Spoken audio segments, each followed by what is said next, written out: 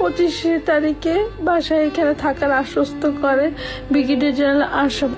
তারা 5 তারিখের পরে এখনো পর্যন্ত চেয়ারে আছে। আরে ভাই, সবার মানে গণ ইস্তফা দেওয়ার কথা, যে আমরা পারিনি, আমার ভাইদেরকে, যে ভালো মানুষ তারও দেওয়া উচিত।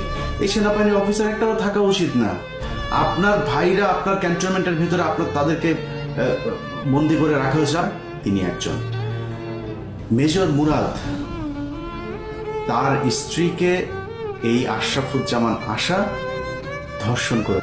আমার 21 বছরে 1 মাস হয়। দেখো, যার সঙ্গে মনের মিল হয়, তার সঙ্গে বিশ্বাসের মিল হয়, এবং এখানে শুধু শারীরিক সম্পর্কটা সবকিছু না, বুঝতে হবে। হ্যাঁ, সবকিছু মিলে আমার কাছে মনে হচ্ছে যে আমি তার সঙ্গে থাকতে চাই। তাকে কিন্তু আমি বলছি তোমার কথা, ঠিক আছে? কি বলছে? যেটা বললাম যে আমার সাথে থাকতে চাও। আচ্ছা, তারপর সে শুনে কি বলছে? তারপর সে শুনে বলছে যে তাহলে তো আমি তোমার সঙ্গে থাকতে পারবো না, তোমার সঙ্গে আমার থাকা হবে না। মানে সে রুম থেকে বের হয়ে চলে যাবে, ঠিক আছে? তুমি বাইরে যাও না, তুমি আমার সঙ্গে থাকতে হবে না, বাকি স্লিপ ইন ইউর বেড। আমি তো কিছু করছি না তো। তারপরে তো তাকে অনেক কথাই বললাম যে তুমি যে এদেরকে নিয়ে বাইরে গেলা, তোমাকে বসে দেবো না। তুমি কি করলে এটা? How is it possible? আমাকে তো বলছে, আমাকে বলছে যে ভাবি এটা ক্লিয়ার করলো,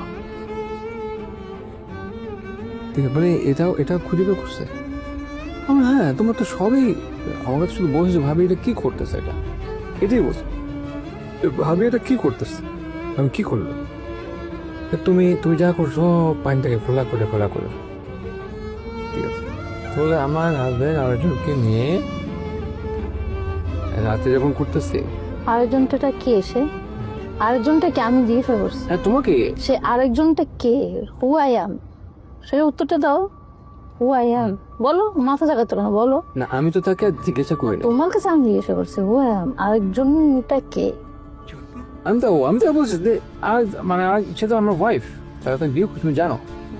আপনারা এখন যেই নথিটা দেখছেন, এটা হচ্ছে